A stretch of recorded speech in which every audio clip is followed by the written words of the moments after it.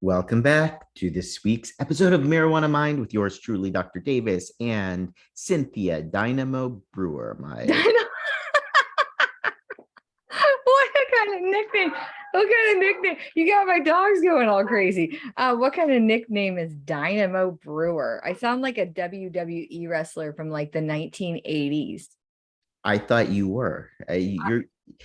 We've talked about your wrestling career. Yes, that which we do not speak of. No, contrary to popular belief, I'm actually more passive aggressive than aggressive aggressive. It's Okay. just part of my people, my Pacific Northwestern people. That's what we do. I see you more on roller skates No, I can't roller skate. with a I lot of can't glitter. rollerblade. I can't roller skate. I have absolutely no center of gravity or balance infrastructure. Put me on a skateboard and I'm probably going to fall off the skateboard. Don't even think about a hoverboard. A Segway, that's laughable. Mind you, the guy who created the Segway died on the Segway. Did you know that? It's very ironic. Although, statistically, he probably spent more time on segways than the average person. Yeah, but I think he like literally took it off a cliff. Justin laughs at the despair of the poor guy's family. So it has been a while and we have missed this interaction, this daily or weekly, I guess you could say, update and banter, but we haven't been doing anything. It's not like we've been up to stuff. We had a hurricane. Why did we have the hiatus last week? There was Hurricane. something that came up. Hurricane. Hurricane. Yes, there was a hurricane. That's a good excuse. There was a tree on my truck. I was going to report live from the hurricane, and it kind of ended up not being as bad as it could have been For for us you. up here. For us For up you. there. Yeah. In Gainesville, the weather seemed to spare you. In Titusville, it just came full force. So I got video of it. The funny thing is like there was a lot of people locally that didn't lose power, and we lose power usually if the wind gust is strong enough. My parents lost power, but I was without power for about 36 hours. In Gainesville, where you did not get any weather. Yes, that's right. Randomly lost power. Well, I'm a little bit west of Gainesville, slightly more rural, and we tend to be very susceptible to any kind of wind. Yeah, it was a little windy here. I mean, it wasn't like dangerously windy, but it was enough to make us lose power apparently for 36 hours. I had a tree, a very aggressive, branchy, leafy, sappy tree decide to just collapse, dramatically on top of the Forerunner. And it looked worse than it was, but thank goodness I have Geico, and they are going to pay for all of the damages that have incurred from Hurricane Ian. Thank you, Geico. Now, one thing that, like, for example, everyone in my family, we're lucky enough that we have a field, but we all parked our vehicles in the middle of the field. So why'd you do that? So that no tree limbs would fall on our vehicle. Yeah, that makes sense because you live in a very wooded area. Mm-hmm. Yeah, you live I'm out. Just saying, like, did you not have an option where you couldn't park your car where it was not under a tree? It would be in the middle of the cul-de-sac, and I feel like that's a little bougie and slightly like. Do you regret not being slightly bougie now? No, I mean, all that I have to do is replace the windshield. So that's it? Looked a lot worse. The pictures looked so much worse. It looks horrible. I mean, I haven't got on top of the truck to see if there's any damage, but no one should be up there to be looking for anything. So I'm hoping that it looks like it's just the windshield, and then a lot of sap on the car. Big tree, a lot of sap. This is really annoying. But thank goodness we survived, thrived, and so we're back this week to really a lot of news happened, thank God, because now we have so much to talk about. Actually, we're just going to focus around one topic, right? It was a pretty big topic. I mean, everyone knows it was huge, about. Yes.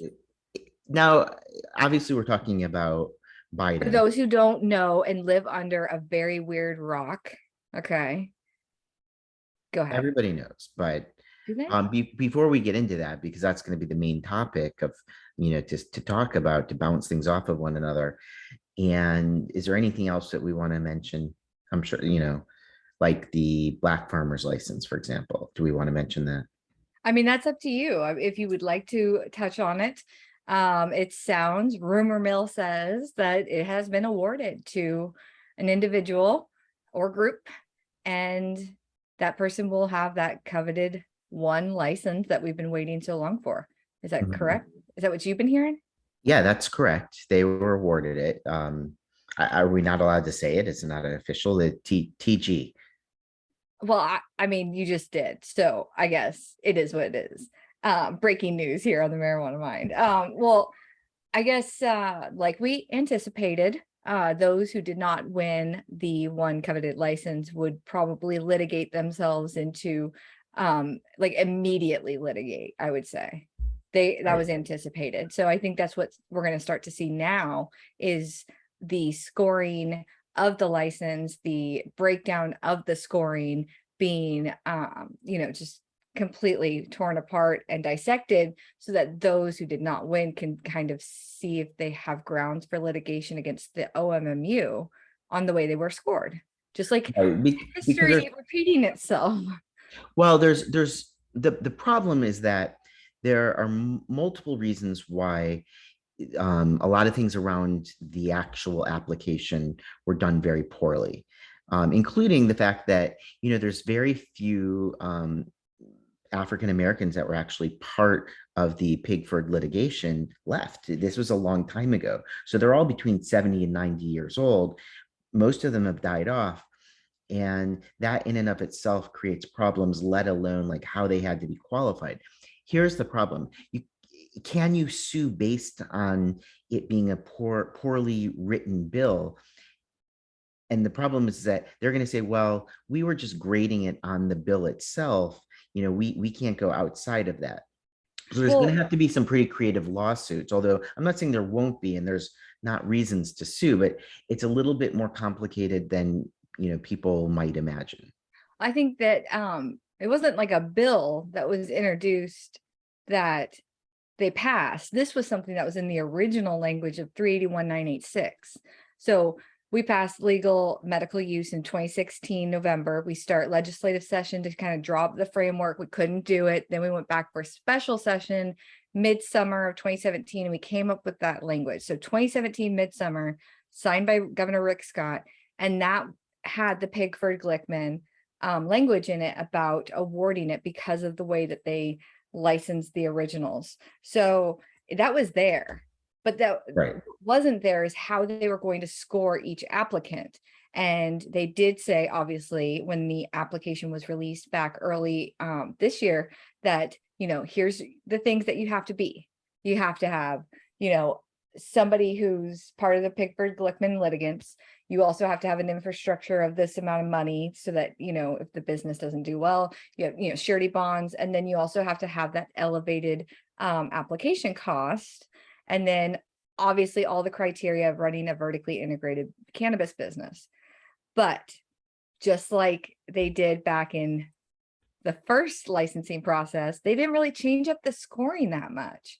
The weight of each section was scored very similarly to the original applicants, and they got sued for those. So I think their biggest downfall is the fact that they should have changed up the application scoring process to avoid litigation. But I think they anticipated it, they wanted to get it done, so they just did it. And They've that's our they've life. also not been transparent with their scoring at all. So, even the documents that are available are heavily redacted, and you That's what can't. you want, though. I guarantee you, darling, when I turned in my application for Davie and Gainesville for the laboratory, I redacted everything. It's either personal trade secret, IP, identifiers, safety and security, like that's if you're good at applications like this girl is, you redact everything you can with precedent. Like, you have to have the statutes of why you're redacting, but if it's a good app, it's redacted. Okay, well, there's definitely going to be lawsuits, and the question will be, are any of them successful, or come legislative session, maybe some of the best applicants that didn't get chosen as part of this, maybe they'll be awarded licenses, somehow through a legislative process, as opposed to taking it all the way through litigation. Well, court is expensive, attorneys are expensive, but if you plan to litigate because you have a 1 in 12 chance of getting a one license, I mean, then you already know the angle that you're going to take in court, I think. And I feel like at this point, legislative changes take so freaking long that litigation almost seems like the quicker route to a license. Right. If you had, well, we'll see what happens. I mean, the other thing is that, it was expected, and whether or not this will happen, who knows, but it was expected that also there should be another impending round, for 17 to 19 more licenses to be awarded. And is that going to happen? And if so, will perhaps they give prejudice in a positive way? So positive, Positive positive, prejudice. wait. So they'll Sounds like give an wait. oxymoron. They'll give special consideration to Ooh, that's good. the applicants of the Ooh, Pittsburgh Glickman that weren't yeah. successful. Well, here's what I think. I think we don't know. I don't think anybody in the state knows what's going to happen or Mhm. when the next license round is going to happen. So if you have one, like you have a license to print money, thank God, thank your lucky stars, and don't F up. Because if you do, there's going to be a bunch of people gunning for you. I think what we're going to see is cannabis companies being held responsible for their activities now that we've rolled out a few years, and they might end up under suspension or revocation and replacement. That would be interesting. I mean, I don't have any inside info on that. I'm completely speculating, and that is all just opinion, but I'm saying that would actually be kind of interesting. But are you just speculating? Are you just, you go 2 octaves up and you ask like that, and it implies I'm not, but I am. I'm just guessing. Most of this entire industry is just guesswork. I've heard rumors, that the other applications are going to be at least at a minimum delayed until the lawsuits are settled for this round. Dude, And it's two separate parts of the OMMU and the Department of Health. Like you've got your attorneys that can go litigate. You've got your licensing that can grant licenses. You've got your laboratory department that can do labs. You've got your BGS for background screens. There is so, and then you think about the amount of money that they've generated off of the patient cards, upwards of $100 million since the program started. They can hire some extra people to where knock this out. where do you think, as you like to call him, Daddy DeSantis stands in all of this? Do you think he cares? Do you think he's watching this? I think Daddy DeSantis likes to keep everything at a controllable angle. That's what I think. Like, think about the way that he's ran for office. And this hurricane, mind you, could not have been better for his campaign.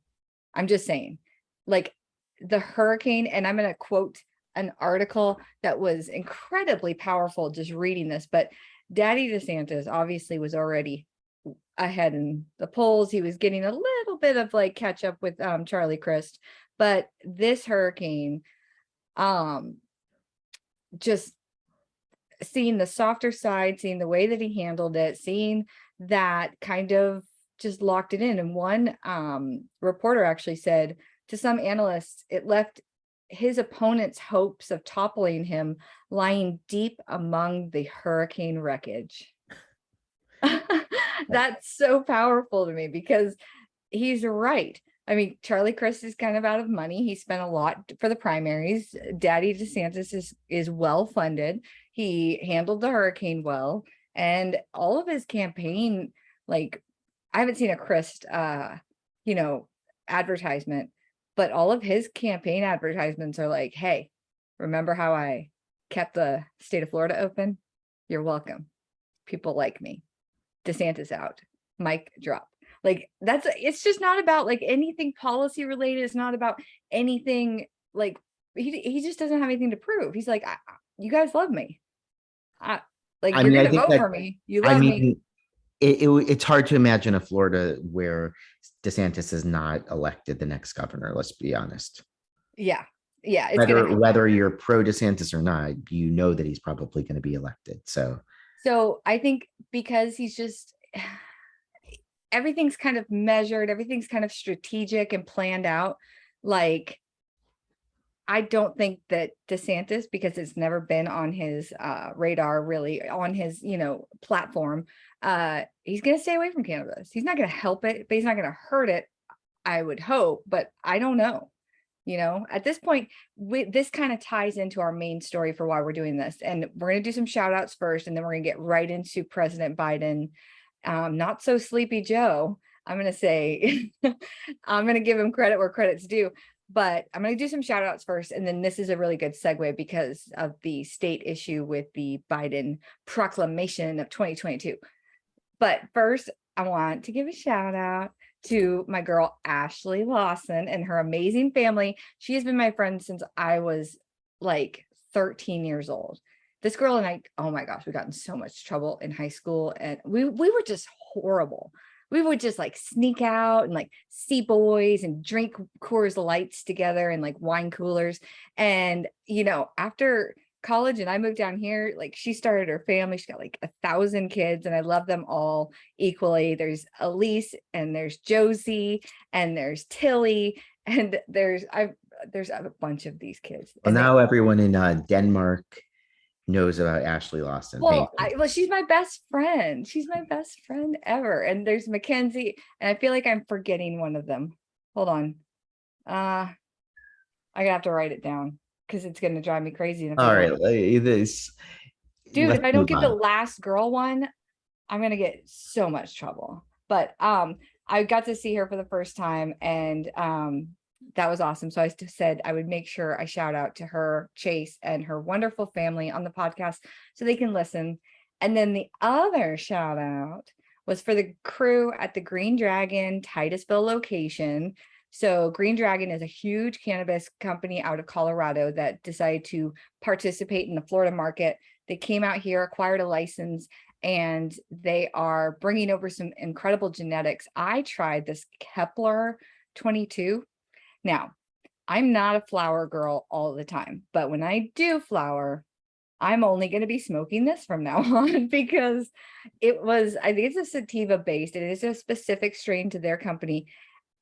I was like just having a normal Saturday night. And then I was light painting with my long exposure Canon camera to take amazing pictures of writing out my dog's names.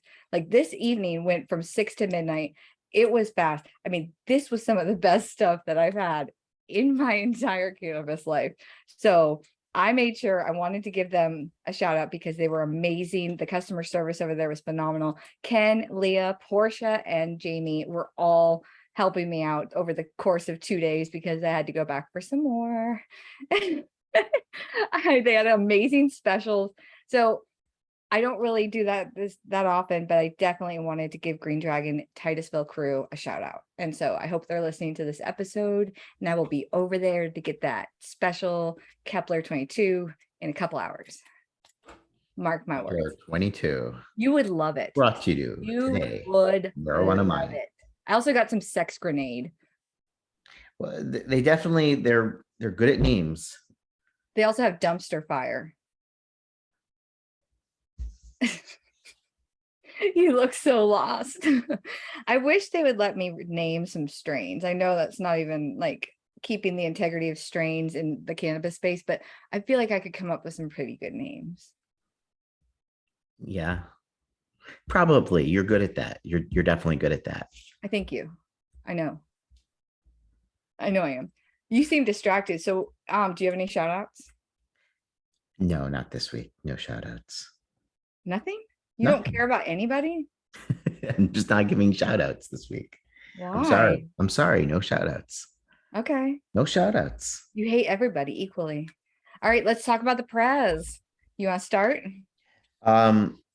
Well, here's okay. So presidential pardon for anyone on a federal level that was convicted of simple possession for cannabis.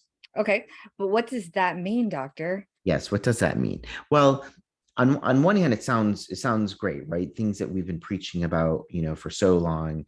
If I'm going to say something, I think, to be honest, that's not the important part about what happened. Well, there's 3 things that happened that day. Okay. So the first thing was all people So Biden said he wanted three things to happen: pardon for those with simple marijuana charges on a federal level only, On a federal level. encouraging the governors of the respective states that they are in to do the same, because Mhm. you could have charges at a state level. And three, opening up a pretty intense investigation as to why cannabis is classified where it is, and if that's relevant, necessary, and something that they should continue, which is incredibly important. That's probably the most important part Yes. Well, in a well, way. let's Here's dissect the it. thing. Okay. So let's start with the pardon, right? Yes. It's a, How many people does that affect, do you think? I think about 6,500 people. Because you read that damn article. Okay. What Well, article? the same article I read that said That was just a 6,500. wild guess. Wild Okay. guess. So from a Um, federal perspective, if you had those 6,500 people that got those federal cannabis simple marijuana charges, are, yes, they're thinking they're lucky stars right now. because the problem with this is that most people that are going to, that the federal government is going to take the time to go after and convict for marijuana, they're not just going to convict them for simple possession of marijuana. It's not worth the federal government's time. They're going to tag on a million other, Oh, charges. RICO, conspiracy, trafficking, running a cannabis dwelling. If you have cannabis near a school, it's going to be within a certain amount of feet of a school. They love to tack on the extras. I think the only reason that you even have 6,500 people, who, of course, those 6,500 people are going to be very happy, to be released finally, and they should be. Well, they But shouldn't be incarcerated. This should right, also expunge their record, right? yes, but as far as I know, I think so. I think so, yeah. So the reason that there's even that many people is because those are probably people that are in actual, Washington, D.C. And those are the people that are being affected because essentially they had to fall under federal law. But the average person, like I said, is not, that has marijuana and the federal government went after and convicted and put into prison is, it's not very many people. There's probably many, many more people like that on a state level, but he doesn't have the power to do that. No, he does not. But he does have the power to urge. He's a good urger. I'll give him Mhm. that. Isabella. Oh my gosh, thank God. Okay, Ashley, I'm so sorry, girl. I love you. Tilly, McKinley, Josie, Isabella. I mean, I almost lost my Elise. Okay. All right, now we can move on. Oh my gosh. What a horrible friend. Okay, I'm gonna be better, girl. Okay, so the second part of what Biden said, to pick up back where we left off, was I am urging states to follow suit because he does not have the power. States have their rights, states' rights. Obviously, we know that. Some states have taken stances on cannabis, legalization in a medical capacity or rec, but never actually took a stance on decriminalizing it, pardoning people, forgiving, all that. They just said moving forward. What Biden's federal pardon doesn't do is protect anybody moving forward either.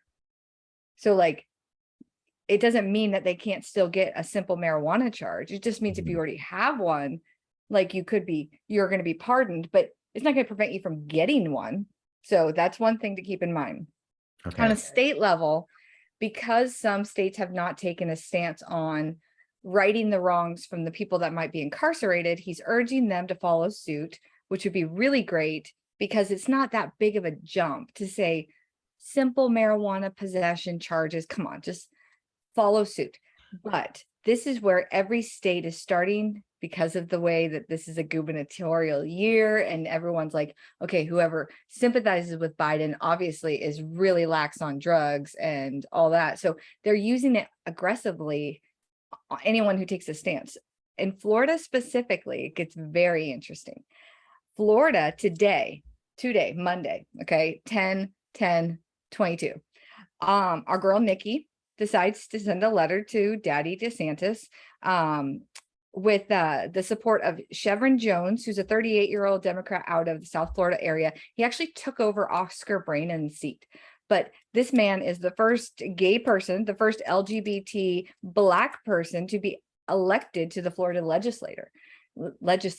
So this guy is like a force, and he's paired with like Our Lady in charge, Nikki, and they decided to write a letter to DeSantis urging him to follow what Biden had directed. Now, let's be honest, is this going to help or is this going to go the opposite direction? Because DeSantis does not like to be told what to do. I know. I don't know what's going to happen, but what I do know is Nikki's no longer in the race for the governor seat. She's been out, but she has not been down and out. This girl has been fighting, regardless of the fact that she's not going to be governor. She's not stopping until the day they take her ass out of the office and remove the furniture and tell her to get out and put a sign on the door. She's going to keep fighting because she is still the commissioner of agriculture, and she is still responsible for certain responsibilities in her umbrella that is not in DeSantis's umbrella. So So she could be reelected for this coming election cycle. I don't know. I don't know how that works, because if she was to go to governor, she would have had to be replaced, but I'm guessing she might have more time there. Or I don't know. I'm going to say I don't know, but I do know that as long as she is the commissioner of agriculture, which she is, for every day that she's sitting in that seat, she is fighting the good fight for us, which with the support of Senator Jones and like that urging, that push, that gentle nudge, why don't you go ahead and just, do what everybody else is doing, Daddy DeSantis, and it could turn bad or it could go good. I'm really hoping it goes well.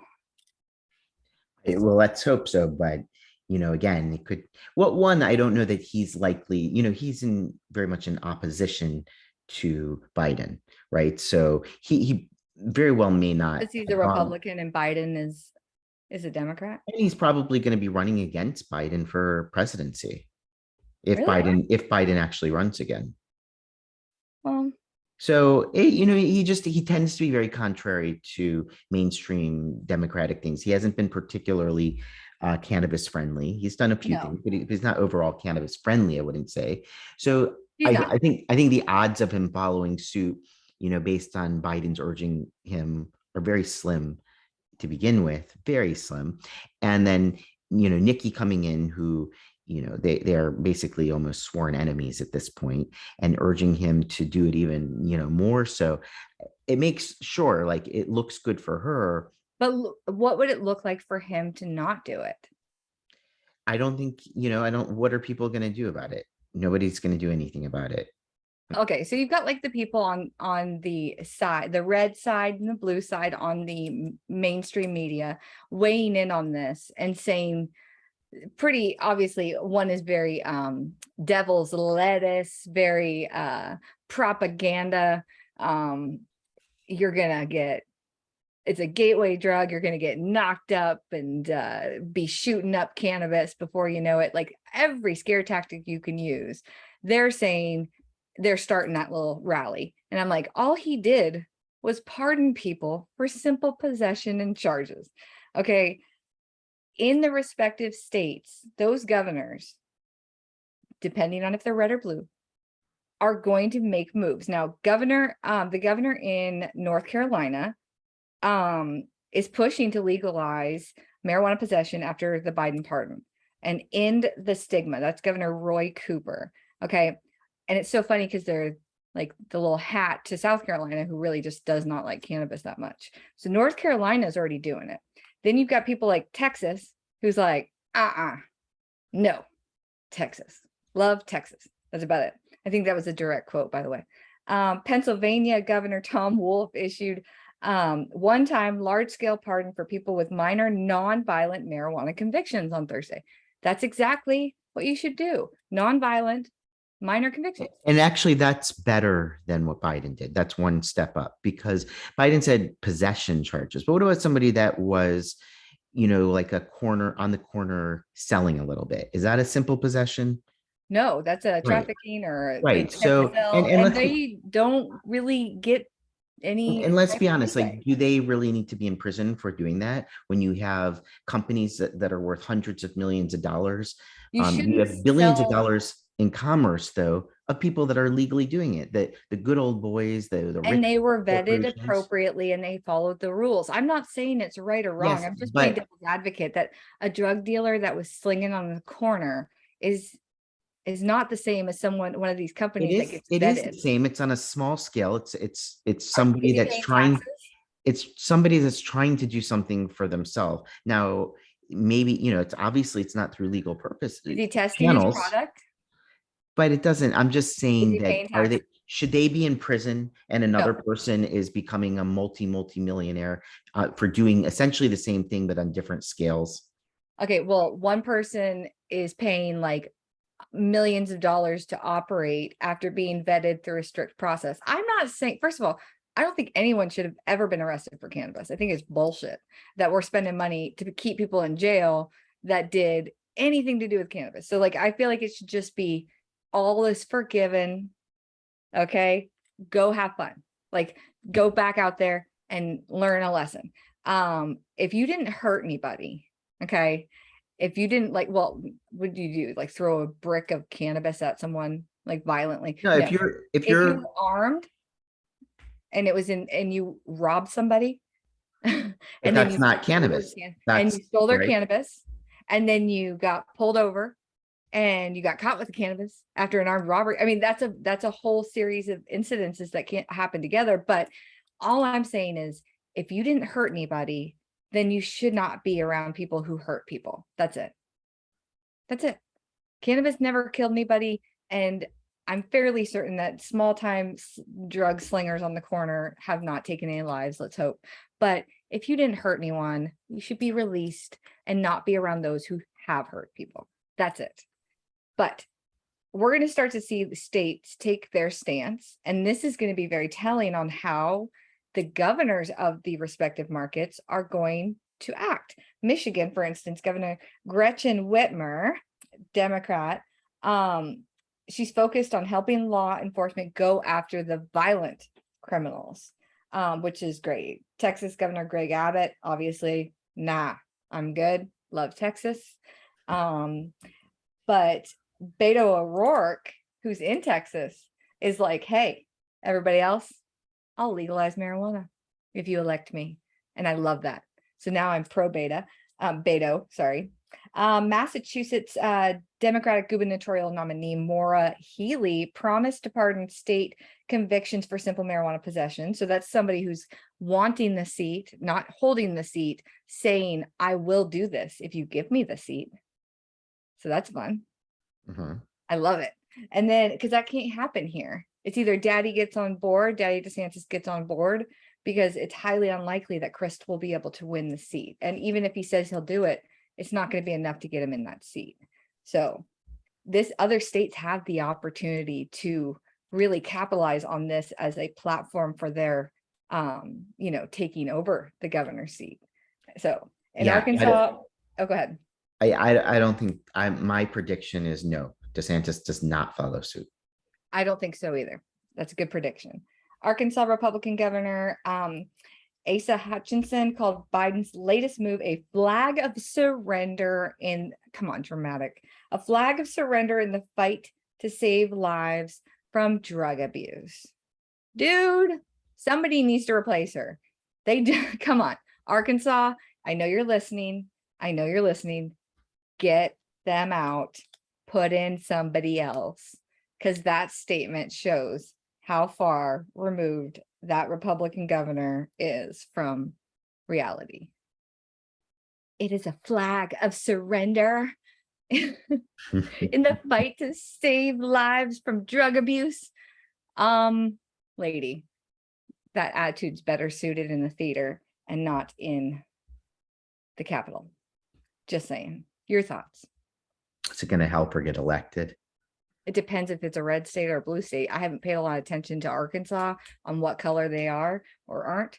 I just love the whole like gone with the wind, like dramatic crying couch statement she decides to release to the public. Bitch, just don't say nothing. Don't sound all the flag and the surrender of the war on. No, just say no comment next time. It's a little extreme. And I'm saying it's a little extreme. That's Okay. And the last arm of this, the, the chance to potentially take it off of a Schedule 1, which, okay.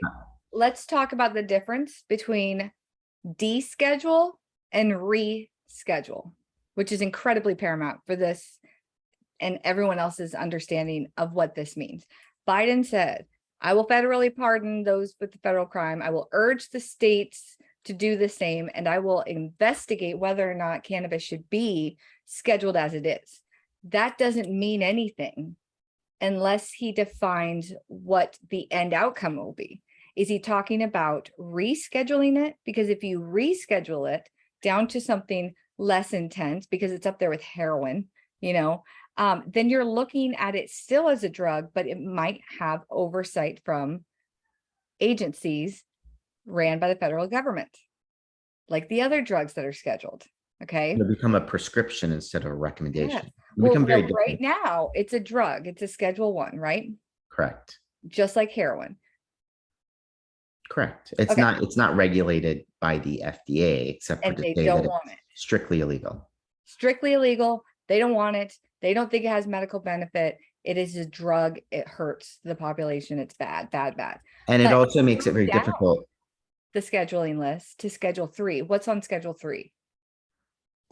I believe they Test your moved. doctor knowledge. Yeah.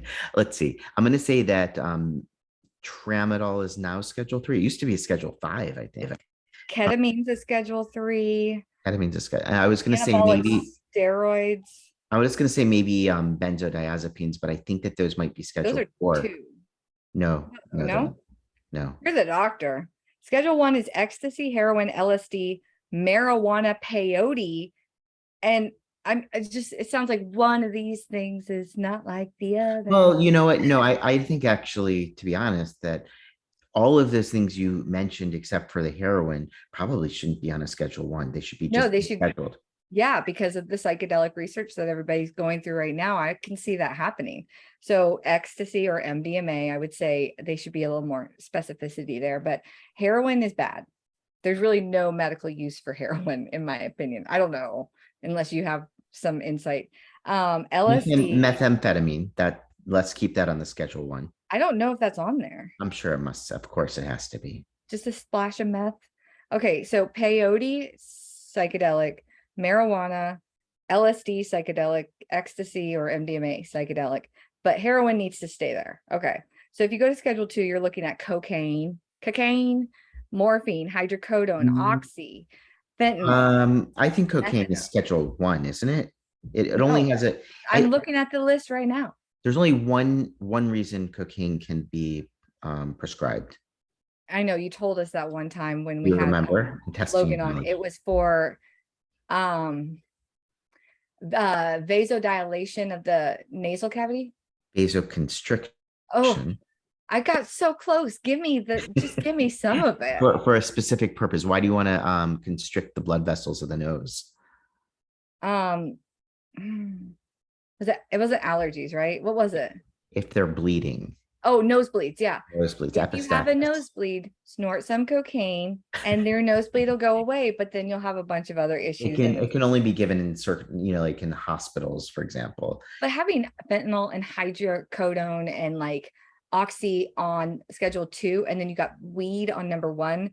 So Schedule 3 drugs are moderate to low potential for physical or psychological dependence. Those are going to be things like, oh my goodness, let's see. Tylenol with codeine. Okay. I don't know. It doesn't have a bunch of them listed. I feel like Schedule 3 drugs is 4 is tramadol, not 3. And how many schedules do they have? I believe 6. For short, Really? 5 to 6. I feel like you don't know. And You're just totally embarrassing me here on there. I'm sorry, but you should know this. Okay, so like we said, what's methaqualone? Quaaludes? No, I don't think so. Lysergic, Methamphetamine? okay, so we've got heroin, LSD, marijuana, or cannabis, peyote, methaqualone, and 3,4-methyl dioxymethamphetamine, which is ecstasy. Mhm. Schedule 2, if they moved it, rescheduled it. So that's what we're talking about here, is if Biden doesn't really grasp the whole importance around what the third action item he did was investigate whether or not cannabis should be scheduled as a 1, but then never really talked about what happens if they find out in this short amount of time that it shouldn't be. Are you going to move it down the list to something more like schedule not 2, because that's like oxy and some pretty intense stuff. Well, Schedule 3 is they do treat it narcotics. like a Schedule 2, for example, in Florida. But then obviously in places like California and Colorado, it's completely descheduled and you have to have a Oregon. license, but you have to. Oregon's like, that list of schedule stuff, we're just gonna throw it out the window. Just don't be stupid, have fun, live your best life. Um, so Tylenol with codeine would be on 3. There's some anabolic steroids, ketamine, that's fun. Schedule 4 is going to be Klonopin, those benzodiazepines, a lot of benzos on there. And then schedule 5 is going to be my favorite, cough syrup with codeine. I don't, not all the time, only when I'm sick. It's like the best part of being sick. And I promise you, as you know, you are my physician, you would know better. But I'm saying I would never take it besides when I'm sick. When I'm sick, that is like the best part. You sleep like a drunk baby and it's phenomenal. But yeah, I'm not gonna like put it in the sippy cup and like carry it around like I'm a rapper, but that's I- 5 schedules. Mhm. I don't think it belongs on any of those, which would be descheduling it and treating it like tobacco, which is not on the list. If they treat it like tobacco, I can guarantee you the tobacco companies are going to want to dabble in cannabis. So we have to have So that here's clear. the question. If you deschedule it, Take it off the then, list. okay, you take it off the list. It solves a lot of problems in some ways. But on Mhm. the other hand, if you want to keep it as as a medication and you want to treat it as a medication and you want insurance companies to cover it and to pay for it, You're going to have to then reschedule it. that's going to be problematic. Mhm. So So people have to choose. Do they want it recreational and descheduled? Of course, it'll be controlled by various laws and for taxing purposes, for watching it as a commerce item. But it will no longer be medical. So people's dreams of being able to have insurance pay for it, will be out the door.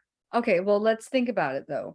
Rescheduling it would be very likely that it would belong, the manufacturing, the testing, the protection, the dispersion, like distribution is what I meant to say, not that other word, of it would be given to representatives, companies that are in charge of doing that. So like LSD is not going to be given to like Teva Pharmaceuticals, okay? Novo Nordisk is not going to take on, MDMA, okay, and start making it. But they do make, and they don't make heroin, as far as I know, but they do make benzos that are Schedule 3. Okay, they make ADHD meds, which are Schedule 2. They're going to make Tylenol with codeine. They're going to make the codeine scissor on Schedule 5. So you're looking at, if you move it, it might go to the pharmaceutical companies, because that's a regulated industry, highly regulated industry, and the federal government still has some say over it. So that's not great for everyone else, I because that don't means you don't get to play with it. I don't think that people would be happy with that either. Nobody would be happy with that. And also it's a plant. It doesn't have to be made into all of these derivatives. And that's okay. And that's a great point, Justin, because what's another plant that you smoke? Tobacco. Some choose to, some don't, but it's not medicine. They don't consider tobacco medicine. So if you deschedule it, you remove it from all 5 sections that are available, then it's going to be treated like tobacco, which is a agricultural commodity, which is cultivated for non-medical use, and you opt in as an individual to participate in it, but then the tobacco companies are highly likely to want to also participate in it because it's so lucrative. I think if I had to choose between one or the other, I would choose descheduled. I think it would be I better would for too. everyone. It's easier to fight tobacco companies for the right to play with it than it is to fight the federal government for the right to play with it. And people are not used at this point, nobody is used to having insurance pay for it anyways. So it's not I going to don't be see like why you're people going want backwards insurance to pay for weed.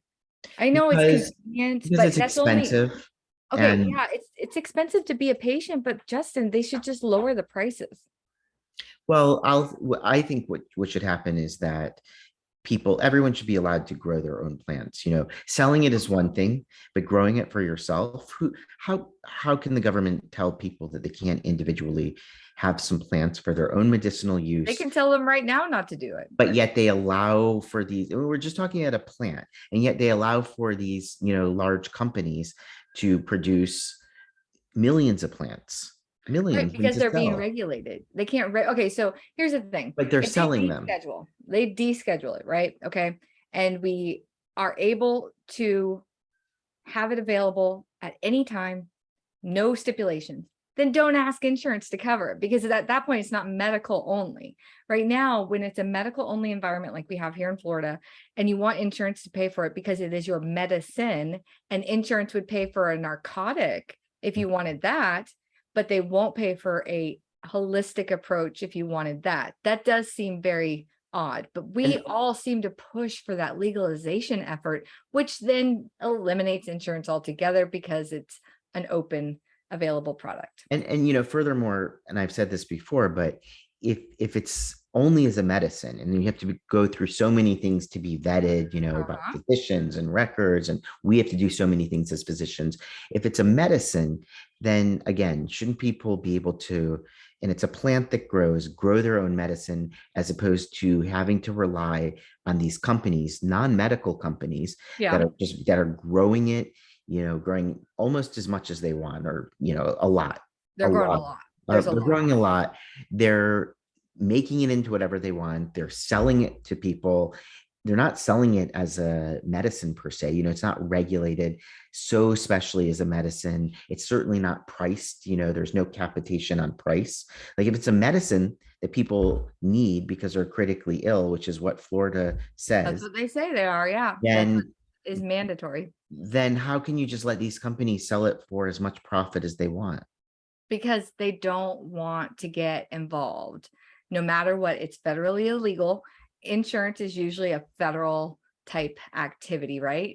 I mean, But people should be able to just grow their own plants, right. But if you grow, okay, yes, not sell them. here's the thing. You have to take a stance as an individual, regardless. Either you want it to be medical only and you believe in it as a medicine. You must, if it's medical only, you must believe in it as medically beneficial, in my opinion. And I feel like some states that don't believe in the medical benefit of it go recreational or adult use almost immediately. Okay. Because they see the fact that it's a commodity more than a medicine, and they can tax it in an adult use market, so much so that the revenue generated from the tax of cannabis is substantial for the states that actually do it. So either they don't believe it's medicine or they really just love money. Either way, it's fine. That's your belief. That's your choice. In markets like we've got where it's only medical, they don't want you, they want to watch every facet of the process to make sure that they can weed out the bad actors, the good actors, whatever you want to call it. We're going to have control over this. We're going to make sure it's very, there's a lot of surveillance on it. They want it controlled, which ends up being the downfall of a vertically integrated medical only program. Is they want to control it all. They won't let you grow your own. They think that they are vetting companies that are better at it than you, and that's not the case. No, and again, if it's an important medicine for you, it's a plant, you should be able to grow it for your own personal consumption, not to sell it. If you want to sell it, then sure, you have. I don't necessarily agree how they what you have to do to become a licensee to sell it. I'm not saying I agree with that process. However, if you're going to be able to sell it, there has to be some kind of regulations so that you're not selling things that are unsafe to people. If you're Right. growing it for yourself, That's only grow it for you. yourself. Yeah. Right. But once you get into the legalization talks, that's where it splits off. It's those who like it to be available to all, and those who like it to be available to all and available to grow.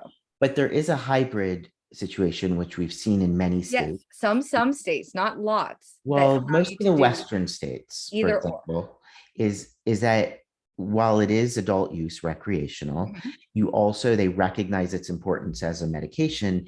And if you have a prescription or a recommendation, a medical recommendation, then you don't pay taxes on it, and usually you're allowed, to have more, to possess Certain more. plants.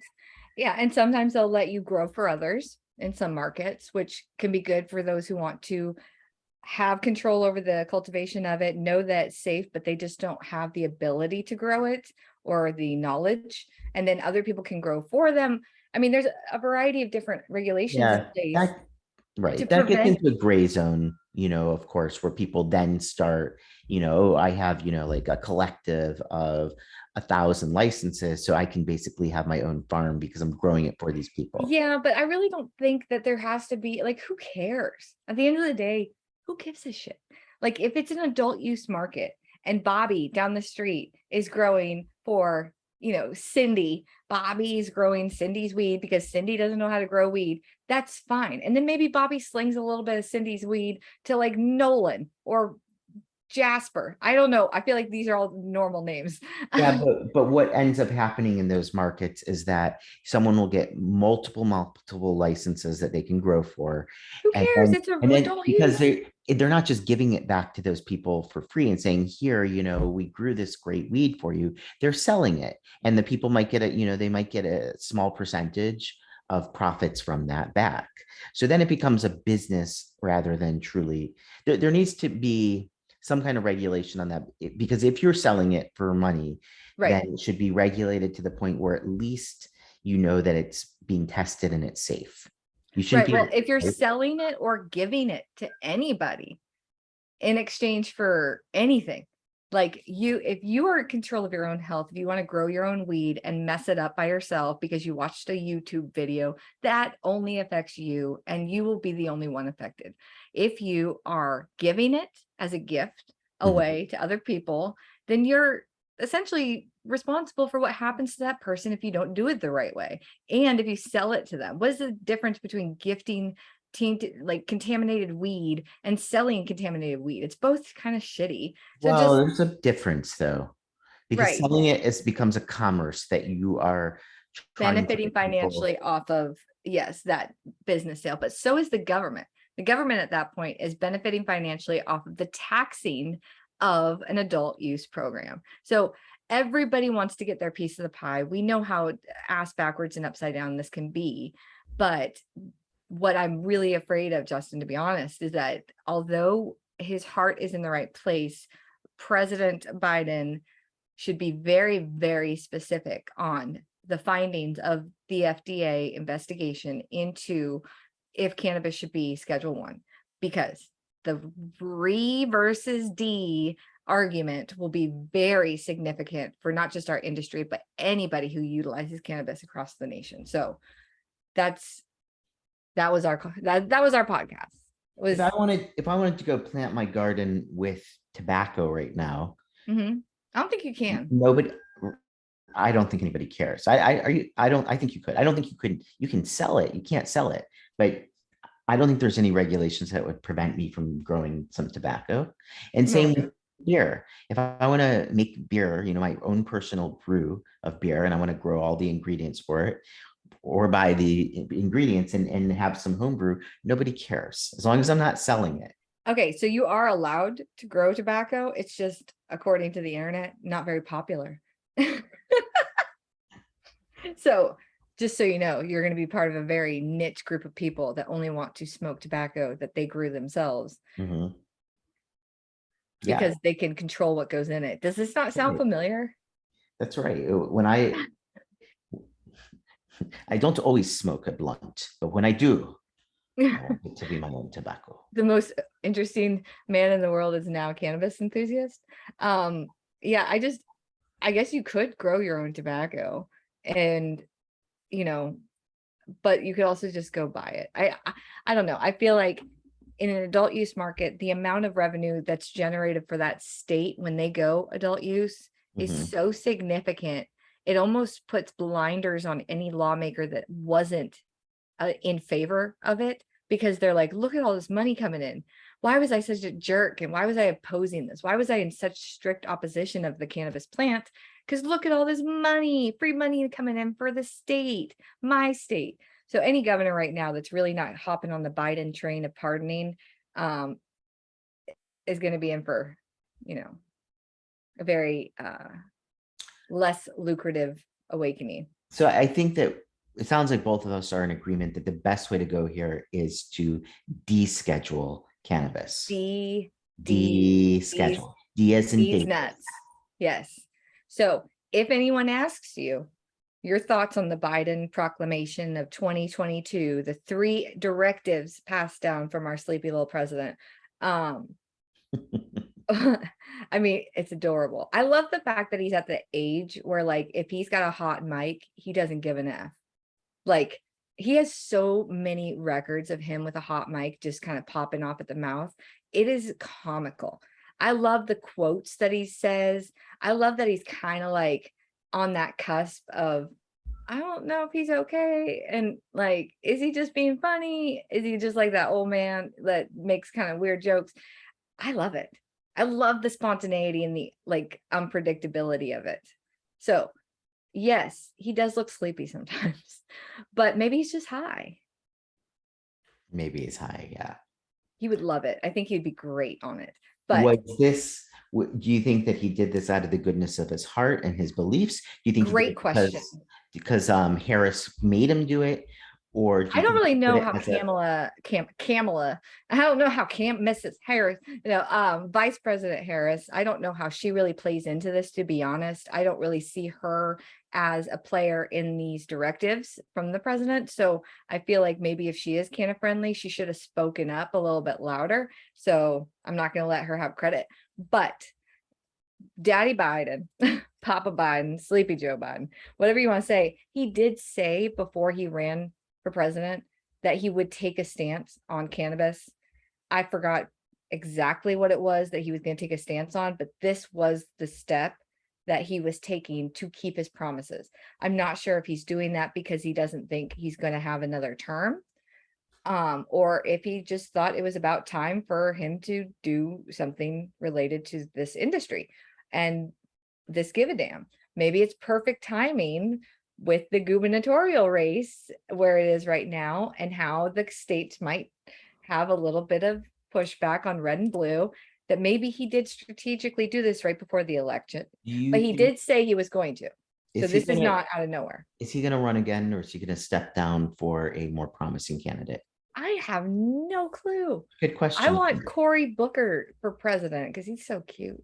And like I think he'd be great. I don't really know how I feel anymore about the presidential race because I never really took a stance. Our gubernatorial race is going to be very telling for us. It's going to really change Florida a lot. Not really change it, but it will affect the future of both our industry and cannabis and the state as a whole. But that hurricane could not have come at a better time for Daddy DeSantis. I'm just saying. It's No. almost like it was planned. Yeah, I feel like with DeSantis, you have to gently suggest things and let it be mostly his idea, or at least he thinks that it is, and he needs to get credit for it. Because you try to force him into something, you oppose him, he's gonna fuck you up.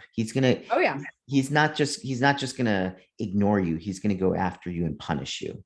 Look at Right? Disney. It's Yeah, the Disney mindset. If you want to go against the grain, if you don't want to fall in line, and if you don't want to support with conviction what our fearless leader has put into place, you're going to see the wrath. And Disney is a great example. They did not like the Don't Say Gay bill. They were very vocal about that after a lot of pushback from their employees. And then Daddy DeSantis just, took away all of their permission slips. and you can't And that has been severely and who's detrimental to more their business. powerful and more rich than Disney in Florida?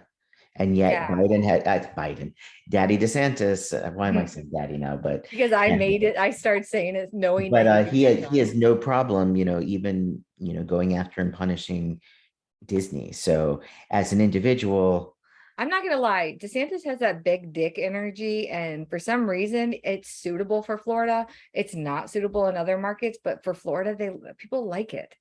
And he's not going anywhere. Like, he's redecorating, he's buying new furniture, he's painting the walls in new color. Like, he's not going or afraid to go anywhere. And that kind of confidence, like, I wish I had it, but the fact that he has it just goes to show he's going to do what he wants to do. He's not going to do what you want him to do, and you can't predict what he's about to do. but And don't go, but don't, if you piss him off, he will go after you and punish you. So you oh better be yeah, ready for that. yeah, he will hunt you down like a rabid dog, and he'll put you in your place 6 feet under. So that that kind of aggressive mentality, sometimes very necessary. You know, although he is a Republican, and we have a lot of canna-friendly Republicans, not just in the Florida Senate, but throughout the nation, he's definitely one Republican that's probably not going to help cannabis industries at So all. we do have, someone, a known entity who is willing to go directly against him. What's going to happen to this person? What are you talking about? Charlie Chris?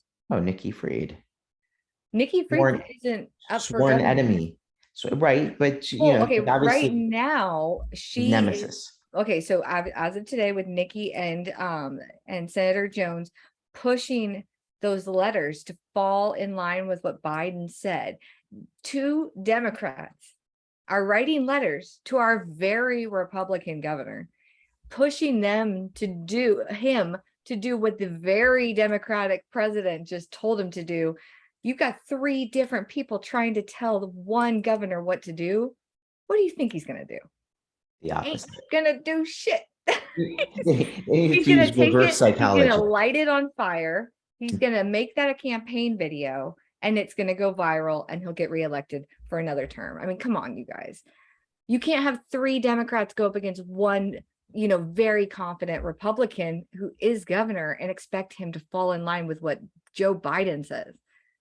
If anything, out of defiance, he's probably going to do something really freaking crazy, and it's going to be very entertaining. I love the enthusiasm behind Nikki. I love Nikki to death. I love Chevron Jones. I love what he stands for and believes in, and all of that. But you guys, don't be disappointed if he feels a little ganged up on. It's not like he's going to be like, you're right, and Biden's right, and Chevron Jones is right.